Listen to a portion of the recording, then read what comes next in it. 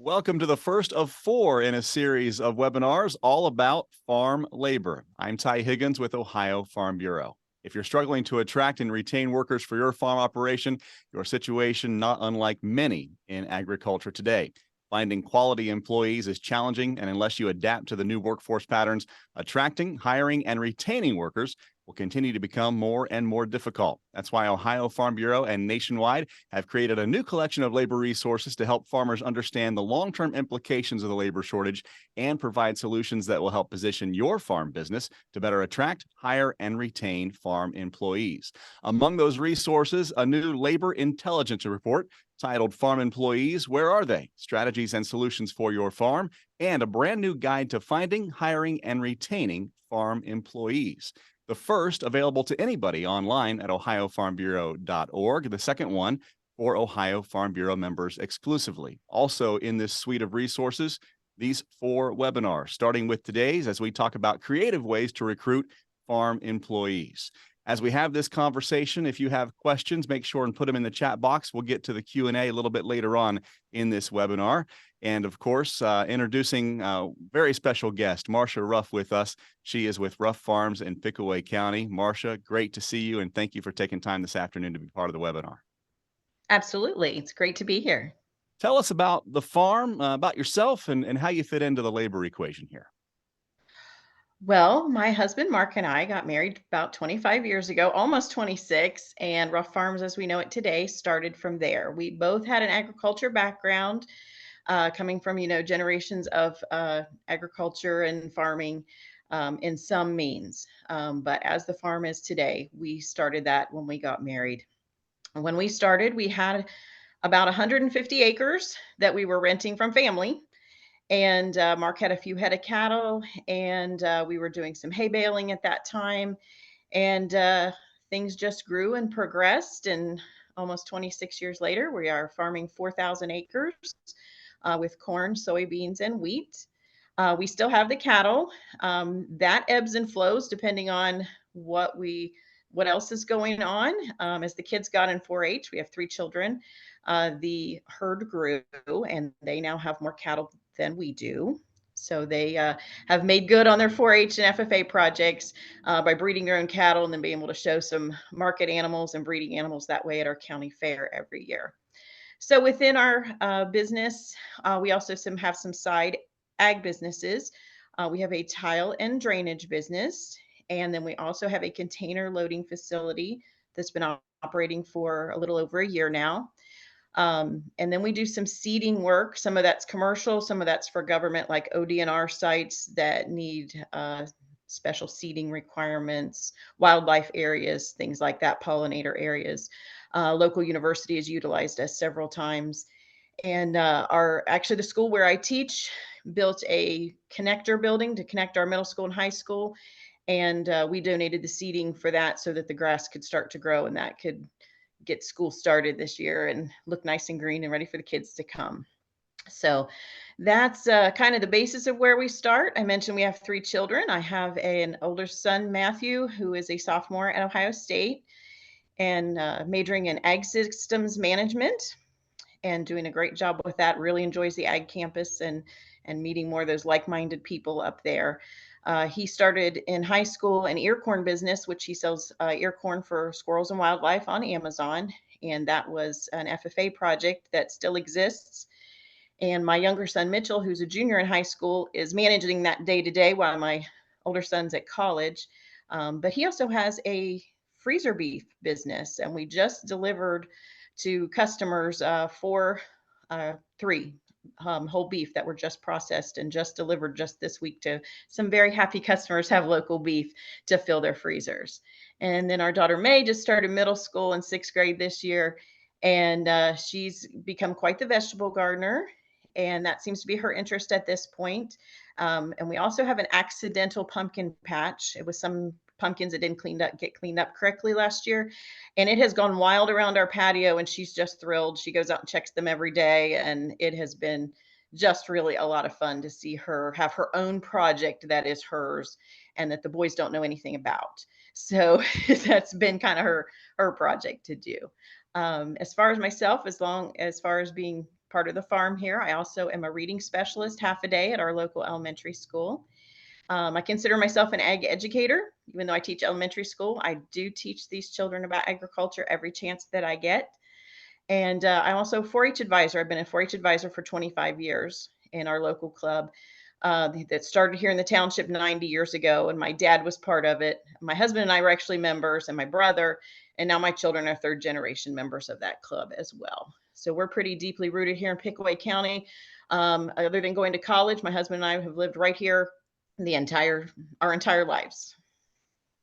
As if you couldn't tell, there's a lot going on there in Pickaway County at Ruff Farms. And when you diversify like that, and you do so many different things on the farm, of course, it's for a myriad of reasons, but with every diversification comes a new challenge. And we have heard from members for several years now that farm labor is one of the biggest challenges we're seeing in the industry here in Ohio. What do you think, Marcia, is the most common challenge farmers face when recruiting farm employees? The biggest challenge is finding someone who really understands what the farm is about and feels a part of the farm operation. We take a lot of pride in that our employees feel like they're an extension of our family. If anyone read my article that was in our Ohio magazine, we don't call our employees hired hands at all. I was asked that years ago, and they said, "How many hired hands do you have?" And I said, "Zero. We have a crew. We have our farm crew, we have our tile crew. These side businesses, they each have their crew. And for many years, we've had mostly males, so I could even say they're the guys, at that point. But we don't think of them as hired hands at all. They are so integral in what happens here. So finding those people who feel like they can be a part of it and that they have an interest in it and that they're really important to what happens here every day. They don't just show up, do a job, and leave. It's more than that. Because this is our life, and we want them to be part of it and keep the business going. But if they feel a part of it and take pride in their work, the business does better. And if the business does better, then we keep going and we can expand and do more. So it's all a cycle there, if everybody's doing what they need to keep it going, and then it keeps doing better. So having those people feel like they're really an invested part of the business. So sometimes I don't think people always understand that. So that's the challenge, is finding those people. If they think it's a 9 to 5 job, it's not at our farm. There's those times that planting and harvest require a lot more as far as hours and different jobs that they may be doing. And then there's times that, it's easy to get off earlier in the day or take off an entire weekend. We don't have employees work Sundays. That's never really been a thing that we do. We like to have our family time as well. And sometimes our Sunday afternoons are moving equipment, but we do it as a family.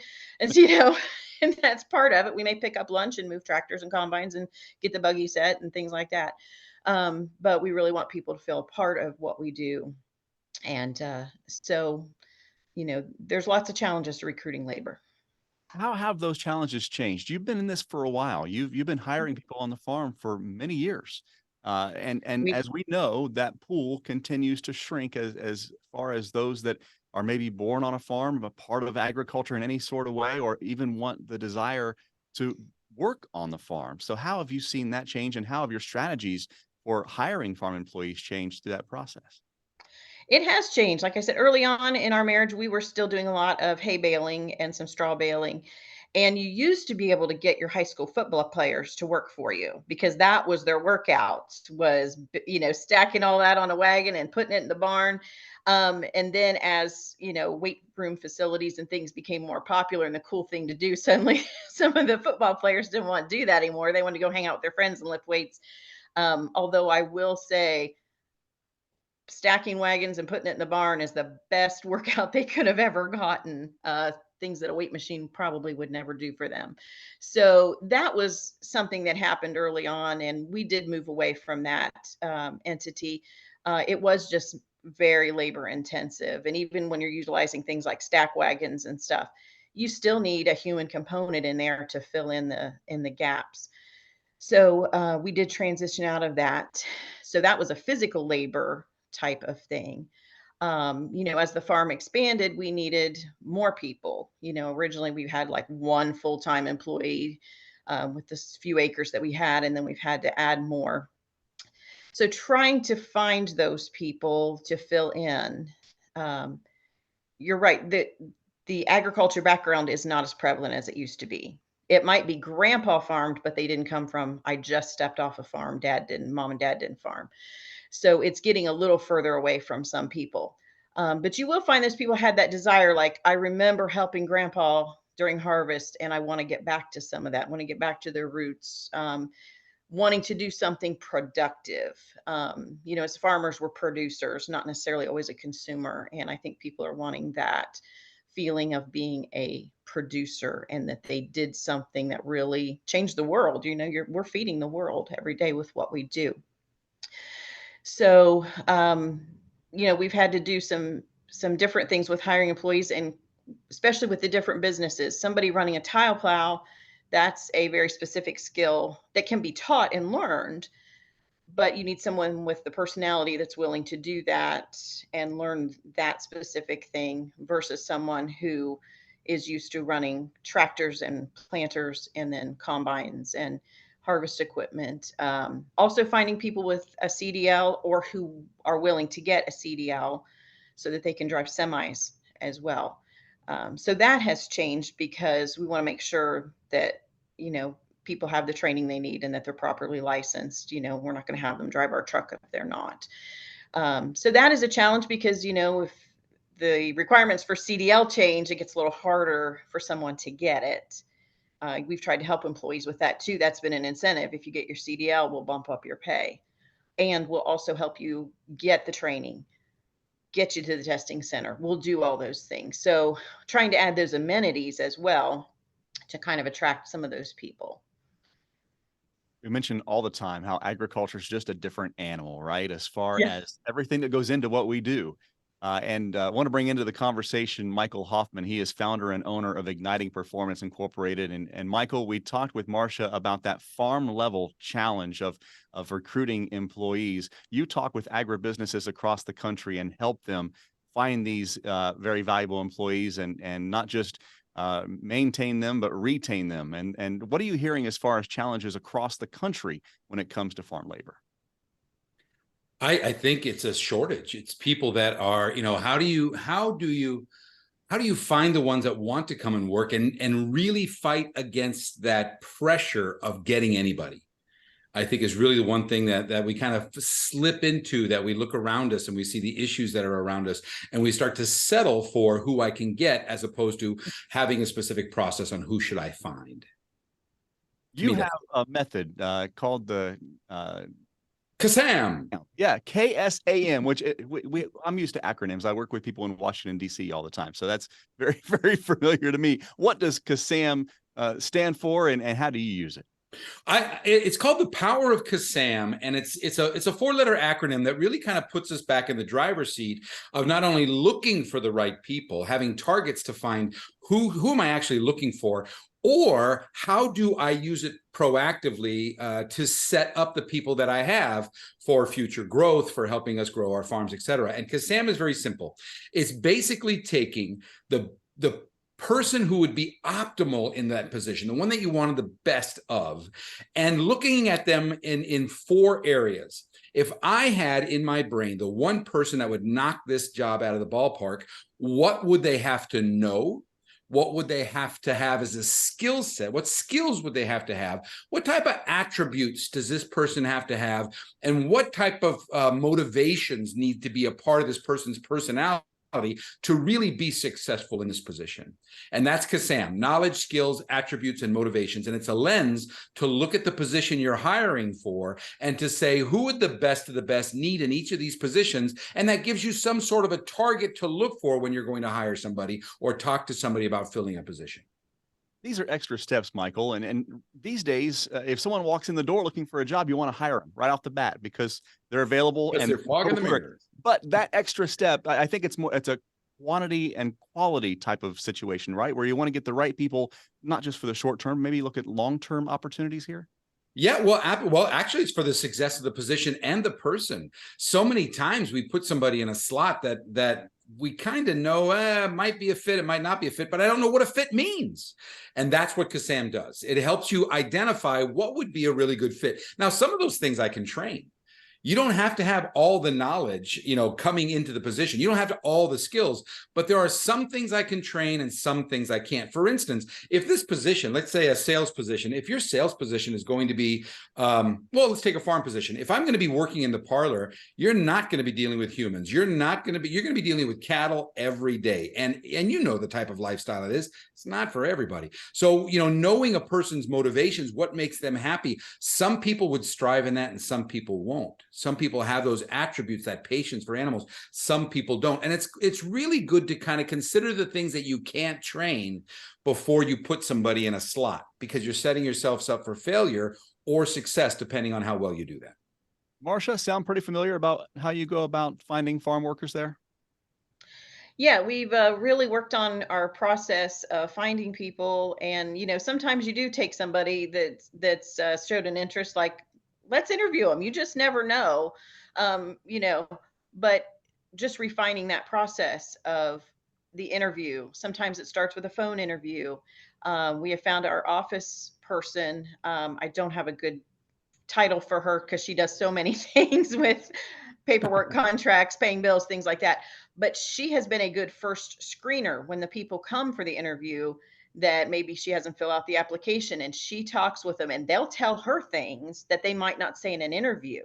And you can kind of get that first feel, and then she'll, be able to contribute to that later. And then, we've done things like on farm interviews. Mark might say, I can interview you, but you're going to have to ride in the truck with me. And then we're going to go to the field and we're going to get this piece of equipment, and a Mm-hmm. kind of an on site kind of thing to see this is what a day in the life looks like. Is this what you thought it was?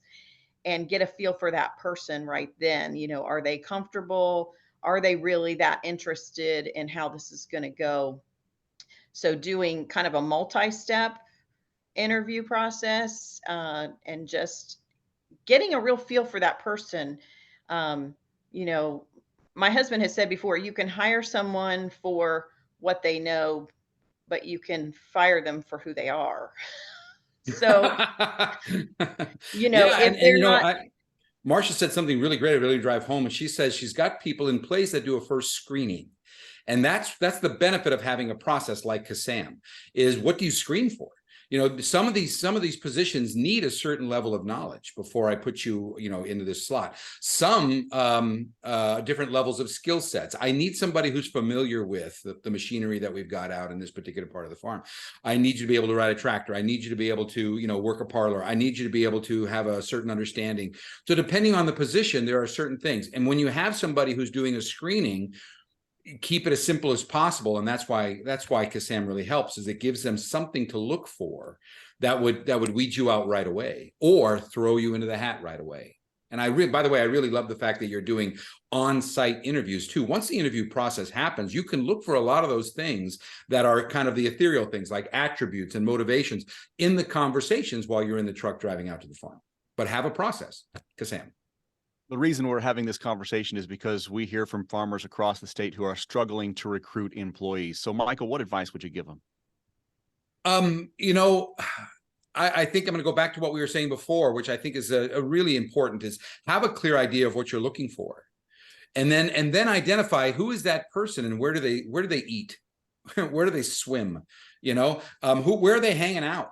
If you're gonna have to pick a place to go recruit, to have an avatar in your head, a person's knowledge, skills, attributes, motivations will give you some sort of template to go, okay, where are these people living? Where are they hanging out? What are they reading? Where do I advertise? What colleges am I going to spend time in, and that thing? So that really kind of helps, having that avatar, and then asking the questions: where are these people living? Where are they eating? Where are they reading? Where are they hanging out? And that's where I would spend my time first. Marcia, your advice. yeah, you need to find where the people are that might be interested in what you need. We did some online advertising with some of the employment services, but that's just such a general thing to do. I don't know that we've really had any long term success with that.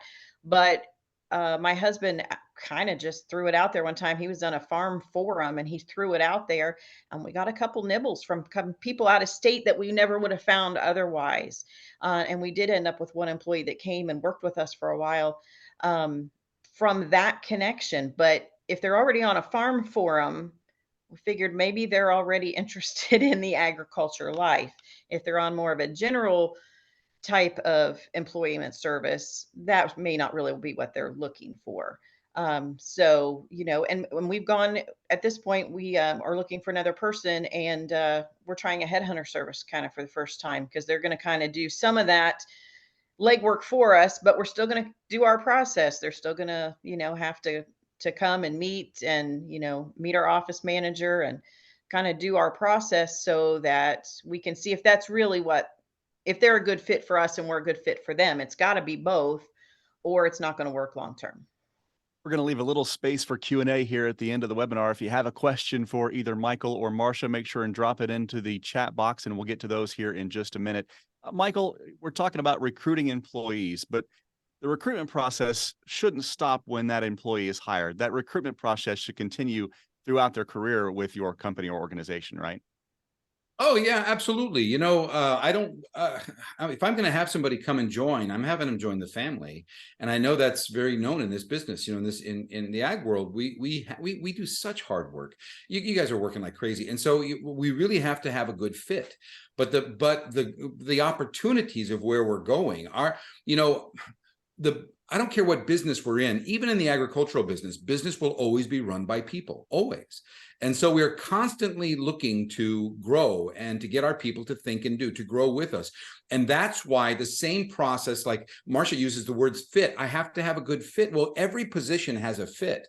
And if I'm working with the farm now and I want, or any agricultural business, but I want to grow with the company, I can use that template of KSAM. What knowledge do I need to add to my bag so opportunities open up? What type of skill sets do I need to acquire so that I can have doors open? And so I'll find myself more of an asset to the organization once I'm in, with the idea that the way I got this position was identifying what the best of the best is, and then finding out what I need to add so that I can grow with the organization. They're proactive about it. We're proactive by helping them do that. But it all starts with having some sort of template as to what are we looking for? What does a good person in this position need to know? What do they need to do, skill sets, what type of attributes, and what makes them happy in doing this? What's part of the job and you like doing it, or not part of the job and you won't miss it? That's motivations. And when you have those templates, it just helps all around. But I want to keep my people as much as Marcia mentioned earlier, Michael, that she doesn't call them employees, she calls them her crew. And Marcia, that's kind of the buy-in, right? To give them a little bit of the stake in what you're trying to do day to day there at the farm. Yeah. Absolutely. That's important, that they feel like they belong here and that we want them here, and that it's important that they are here.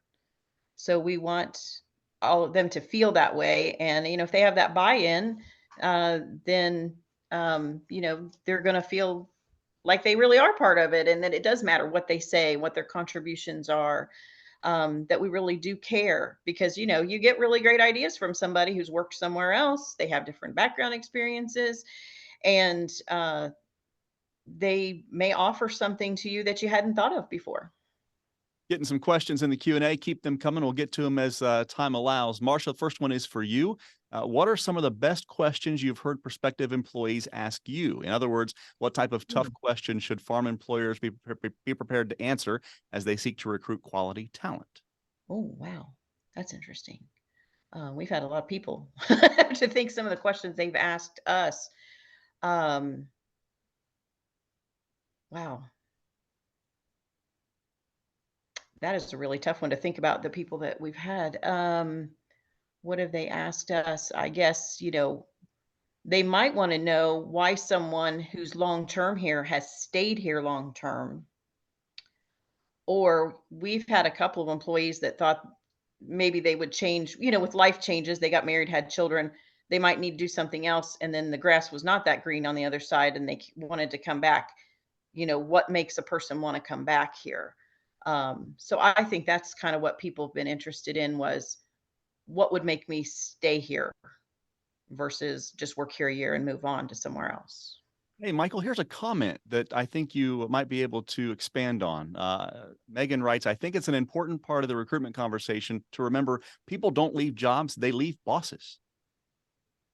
Oh, I completely agree. If you were to look at being a human resource generalist for the last 30 years, you start to see patterns, and it's always interesting to me that what's not in the top 3 reasons why people leave. Rarely is it in the top 3. Money. What's always in the top 3? People. In one form or another, usually bosses. So that phrase that was said, people don't usually leave organizations, they leave people. That's the truth. I believe that to be the truth, which kind of asks, the culture question is what are we doing to set our people up for success, but also what do we do to create a culture of ownership, that culture of success where I feel a part of something versus a victim of something. I'm a part of what's going on versus a victim of just my job. I think just to kind of add on to that last question, as far as the toughest questions, I think a lot of people, especially the young folks coming in, what they're looking for, they're going to ask some tough questions about retirement, about, about timing. There's just so many perspectives that I think young people are bringing into the force that may throw us back a little bit.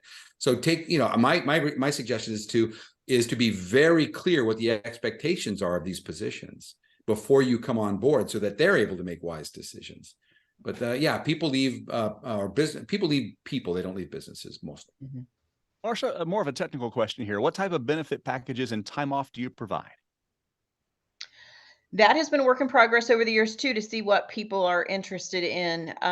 We have done some things with building comp time so that, they have a steady paycheck all the time, but they can bank some comp time because maybe they need a day off for appointments or they want to take a vacation, but that way they still get paid because they have this bank of comp time. So that has been something that we have kind of worked on.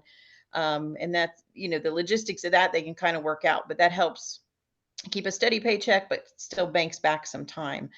Um, and then as far as benefits, we have worked with a local investment company to help make some sort of retirement plan. My husband had to do that. He doesn't have a retirement plan on his own. Since I'm a school teacher, I do have a public retirement system, but we worked on that with him. And then we started offering that to our employees. What can we do? Can we put in? We had to work out, how much are you allowed to put in as the employer? So offering some of that. The healthcare has been a little bit more interesting to try to figure that out as far as offering stipends and things like that for healthcare. Sometimes, the spouse has healthcare through their job, but we try to work with them and make the best offer that we can to meet their needs so that they have what they need as far as benefits. We have all these great resources online at ohiofarmbureau.org. The very front of the website is where you're going to find these labor resources, including this labor intelligent report and a guide to finding, hiring, and retaining farm employees. Just a second or two left, Marcia and Michael, to tell us. We have some more questions in the chat. So if people want to reach out to you directly to ask these questions, how can they do so? We have a website, rufffarms.com. And it's rufffarms.com. They can go to the website and do that. We also have Facebook page at Ruff Farms and Ruff Agri Services LLC. They could send us a message that way if they wanted to reach out. That'd be fine. Michael? Yeah, Michael at ignitingperformance.com. And any questions on the people side of business, I'm ready to brainstorm with you and to help you go through it. Just make sure you mention the Farm Bureau. Mention this organization, and I'm at your disposal. I'm in your back pocket. The next webinar is coming up in just under a month, September 28th. We're going to talk about creative ways to retain farm employees. You can register for that webinar as well at ohiofarmbureau.org. Marcia Ruff with Ruff Farms in Pickaway County, Michael Hoffman, founder and owner of Igniting Performance Incorporated. Really appreciate your time and covering this very important topic for Ohio agriculture. Thank you. Thank you for having me on. I appreciate it. Yeah, thank you, Ty. Really appreciate it. Thanks for the grace as well. Good seeing you again, Marcia. You too. Thank you all for watching. Have a great rest of the day. We'll see you down the road.